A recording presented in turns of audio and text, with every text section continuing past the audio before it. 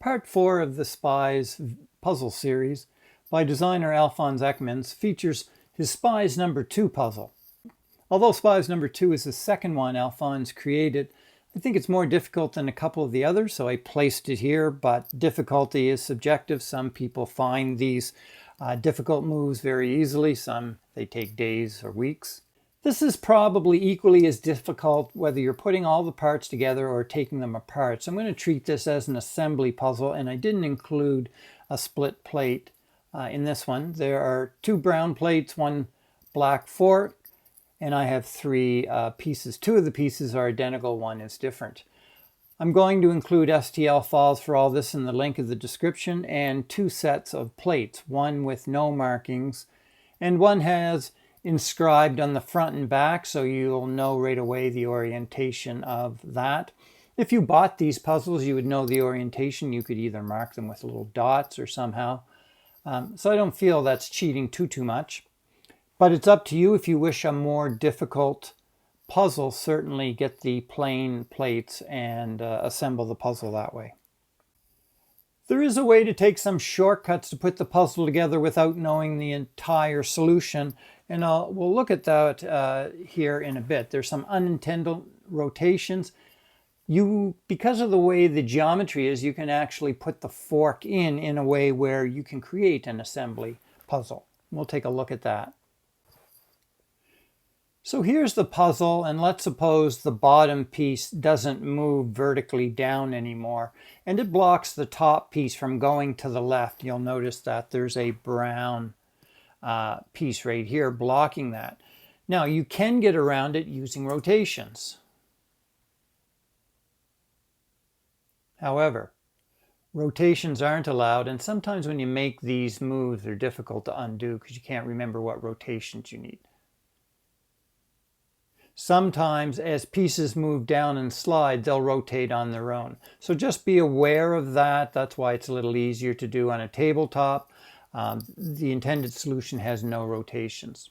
Now, when you get the puzzle put together with 2 plates, you'll find that you can insert this fork in this manner. This is not a legal solution, but if you want to make a put together puzzle, you can actually take some shortcuts to put the puzzle together this way,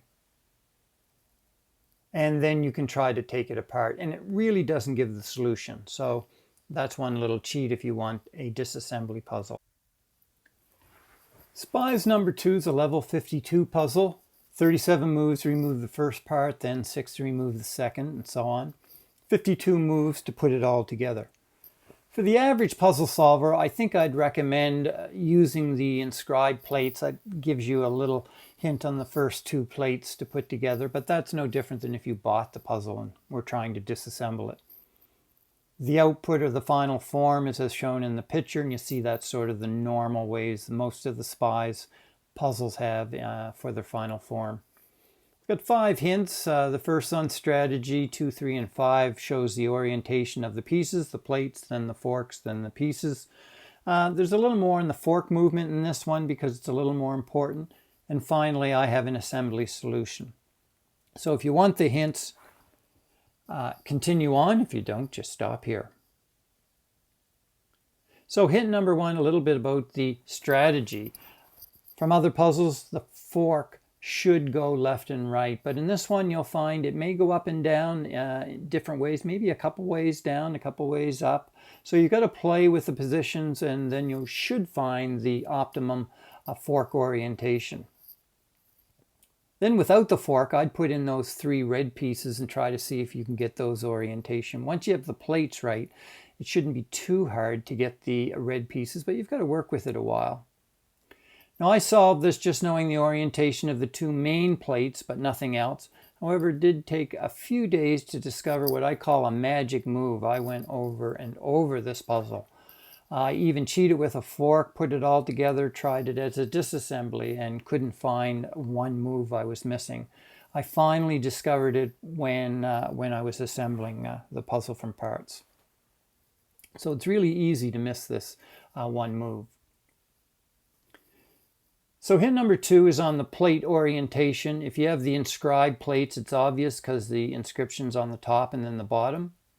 But if you have the plain ones, you won't see that. You can print this in 2 colors very easily, just doing a manual color change on the filament. So the fork, that's the orientation that the fork should go in. And hint number 4 is a little bit more on the fork movement. The fork will push down into both plates at a certain spot. It should also push up into 2 different spots. And the magic move is to find out how to get the fork from one of those up spots to the other. And this trick involves manipulating the 2 plates up and down, moving the fork, and then lifting the plate back to its original position. So that's a big hint. That's what the magic, what I call the magic move, is all about.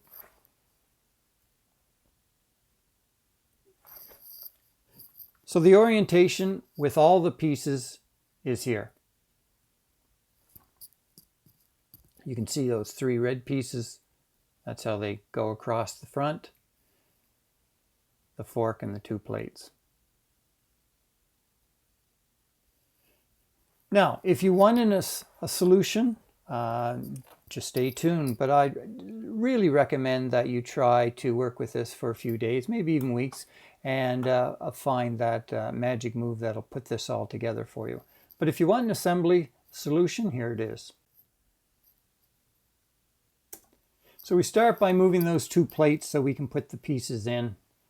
This is the first oddball shaped piece, and that's where that piece goes. These other 2 pieces are identical, and it's important where you locate them. This one goes in and to the bottom right. And this final one, now note the orientation has to go in this way, will go to the top, and that will make room for the fork, but one piece you have to slide to the right and down. And you'll notice there's room there now to install the fork.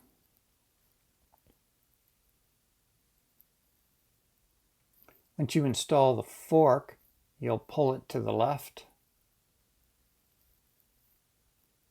and it should slide up right there. And you'll notice that top piece will slide onto it. Now, the magic move involves getting these 3 pieces in just the right spot, and this is the right spot where their edges are touching. You'll notice that left piece has come up and over a little bit.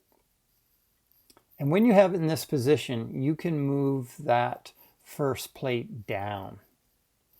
And when you move it down, it no longer grabs the black fork, and the black fork can be pushed to the right. And that's what I call the magic move. And then you can collapse that back together. So now you've got that fork in a different position.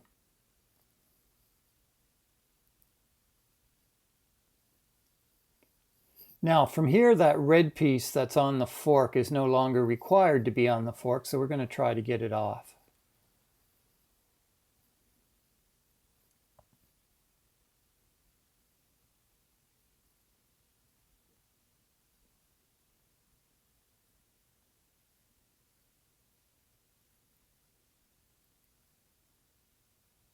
So now that red piece goes up, over, up. It's off now, the fork. And we're going to put the bottom red piece on the fork.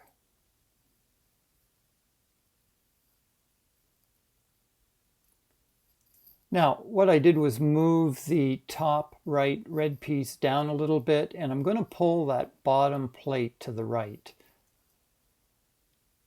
And if I pull it far enough to the right, that top red piece is going to go by a little protrusion, and it's going to allow that bottom piece to come up a bit. And it makes room for the right-hand side red piece to go up and fit onto the fork. From there, we pull it over and down. I don't know if you saw that, but the fork is now down. And what we're going to try to do is get that top red piece all the way over to the right.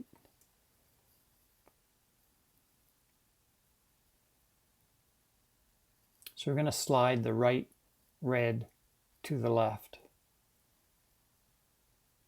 We don't need to move the fork, but if I move that all the way to the right, that top red piece will come over, down, and over and up.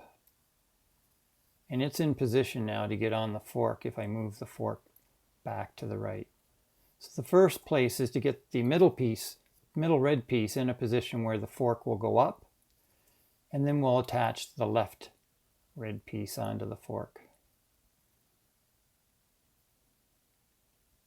And then we'll move the fork all the way over. Now we're in a position to bring that right red piece down. It's going to go into the middle. And now we're pulling the bottom plate to the right. Notice that, to get past a protrusion. You see the red piece on the right is sitting on top of a protrusion. But as I pull the black fork down, I can move it over and down, the fork in, and then we're all done.